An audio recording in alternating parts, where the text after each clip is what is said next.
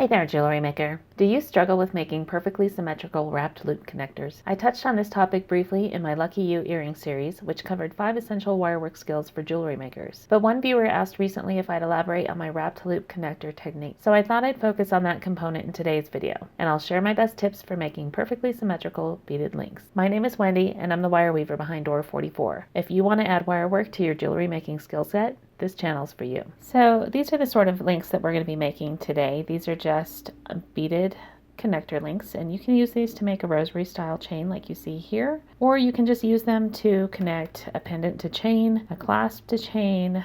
You can use them to make earrings, nice and secure earrings that won't come apart. And one of the questions I get frequently is, how do you make them so symmetrical with the same number of wraps on each side of the bead and the same size loops? So that's what we're going to talk about today. The tools you'll need to make these connectors are wire cutters, and I prefer flush cutters if you have them. If you don't, side cutters or diagonal cutters, they're often called, will also work. You may also just want to have a needle file on hand to file off any sharp ends on your cuts. And then you're going to need a pair of needle nose pliers, just plain jewelry needle nose with smooth jaws, and a pair of round nose jewelry pliers. And then the only materials you're going to need is some solid jewelry wire. I'm using half hard 22 gauge copper wire today. 22 gauge is my preferred gauge for making these beaded connectors. Sometimes I'll use 20 gauge on a heavier jewelry piece. You can use anything from 18 gauge to probably 26 gauge is about as small as I'll go for making beaded connectors. Like I say, 22 gauge is my preferred weight. That's what I'm going to be using today. And then you're going to need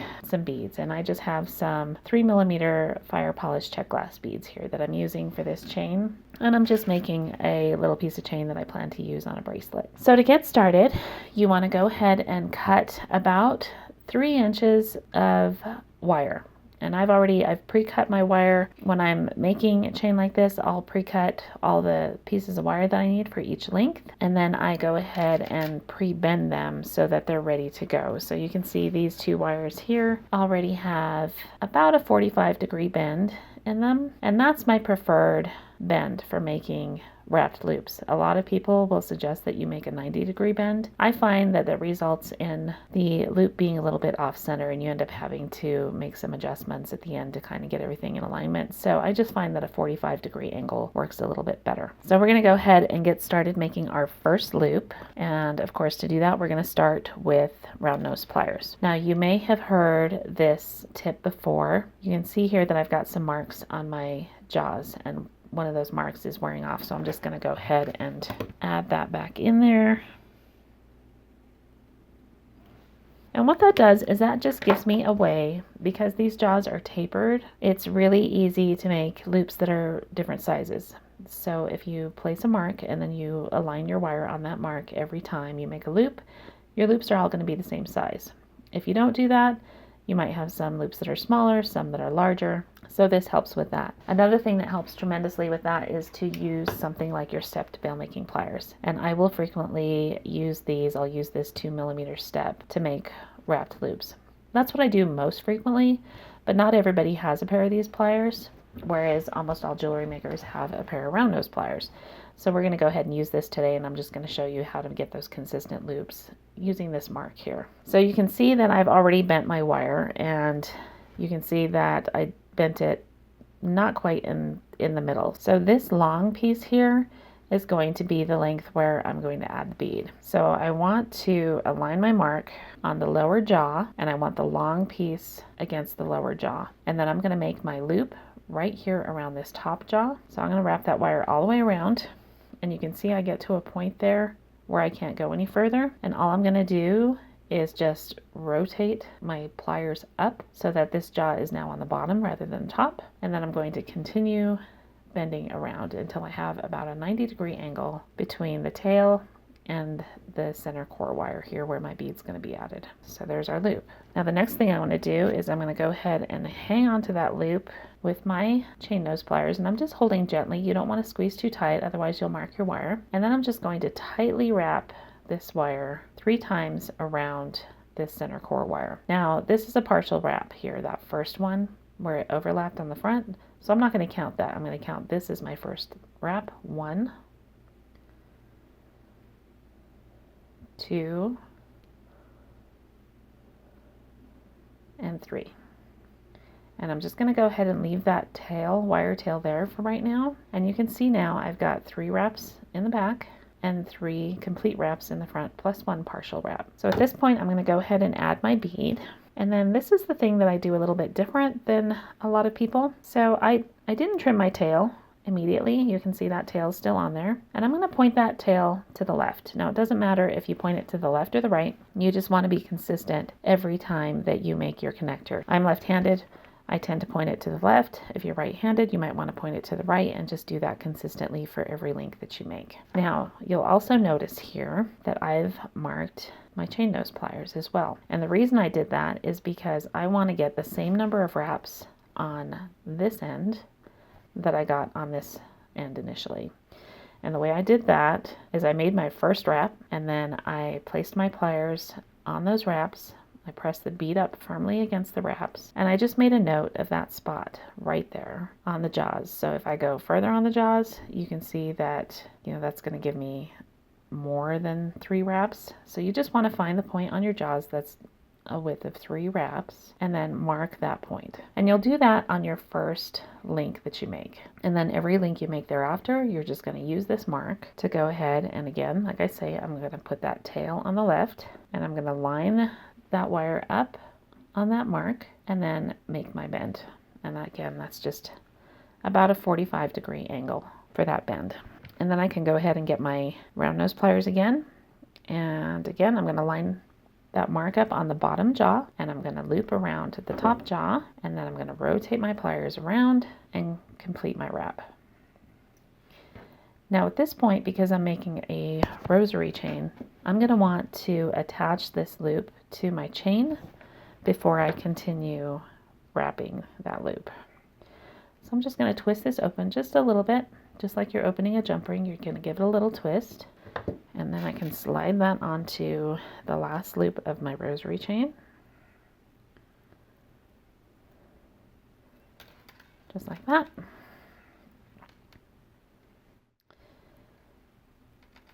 And then we will pinch that closed again. And I'm just going to grip that loop firmly but gently. And again, I'm going to make 3 wraps. So here's the first wrap, first complete wrap. There's 1, 2, and 3. And notice that my tails ended facing the same direction and they're on the opposite side of the bead. I've got 1 to the left of the bead and 1 to the right of the bead. And at this point you can just make any further adjustments you need to. If your bead is too loose, you can see I've got a little bit of play there in my bead. That's okay, I'm fine with that. You don't want to get too tight against your bead because then you run the risk of chipping your bead when you tighten these down. So you do want to leave just a little bit of play, but you don't want so much that you can see a lot of wire in there and that your beads are kind of flopping around. This is okay. That's a nice amount of space. I don't run any risk of breaking my bead, but the bead's not moving around so much that it looks like it doesn't fit on the link. And then at that point, the last thing we're going to do is we're going to get in here with our flush cutters and just trim off those tails. And whenever you're using flush cutters, remember you want a flush side against the finished side of your wire. So that's always going to face the component that you're working on. And we'll just clip that off. And then even with flush cutters, you're going to get a little bit of a point sticking out there. Can you see that?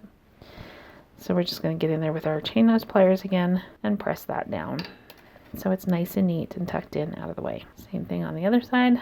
And there we go. There's your link. And you have the same number of wraps on both sides. And it's a nice, pretty, symmetrical connector. So let's do one more. So again, you're going to make your first bend with your chain nose pliers. So I did this before I started this video, but you'll just grip and bend at a point that's a little less than halfway.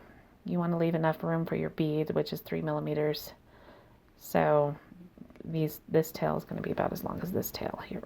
And then you're going to grip with your round nose pliers. You're going to place the longer tail of the wire on the bottom jaw, roll that wire around the top jaw, and when you get to the point where you can't roll it any further, rotate your pliers around and finish that loop. Now the first loop on a link, you can always just go ahead and close the loop. You don't have to worry about connecting it to anything. We'll connect the second link to our chain. And then we're going to make 3 complete wraps. You can see that's 2 right there.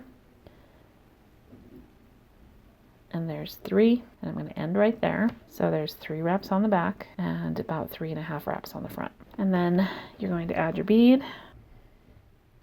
And then again, you're going to use your pre-marked chain nose pliers and just press that bead nice and firmly up against the wraps. Line your wire up with the marks that you made on your chain nose jaws. Make that angle, 45-degree angle for your next loop. And again, line the bottom half of the link with the line on your jaws and roll around the top jaw. Rotate your pliers around so the jaw's now on the bottom, and complete your 90-degree wrap. The reason you want a 90-degree bend there is so that when you wrap that first wrap, it goes nice and straight across. You don't want it to be too loose, pointing downward.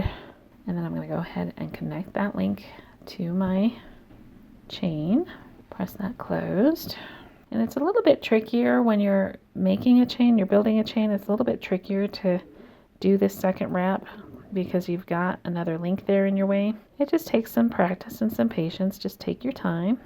And there's 3 complete wraps, and I'm going to go all the way around so that both of my tails are pointing the same direction on opposite sides of the bead. So again, you can see I have a tail to the left of the bead and one tail to the right of the bead. They're both facing the same direction. They're both about the same length. So that tells me that I made my bend in just the right place. And then I can trim these tails off. Again, flush side of your cutter faces your finished component. Trim the first tail, trim the second tail, and then just get in there with your chain nose pliers and tuck everything down. Give it a little gentle squeeze, and there you go.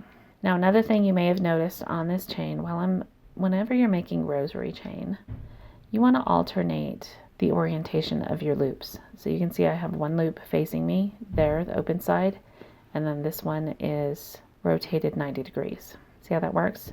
When you're building chain, you always want to alternate your links like that, and you can see that each one is alternated the same way. It helps minimize kinking. So this chain is going to be nice and fluid. It's not going to want to kink easily. It's just going to flow nicely. What happens when you have all of your loops facing the same direction is you will sometimes get kinks in your chain. So this helps minimize that. And if you look at any kind of like commercially made beaded chain, you'll notice that that's how they do it. That's it for today at Jewelry Maker. I hope you enjoyed today's quick tip video. I'll see you next week.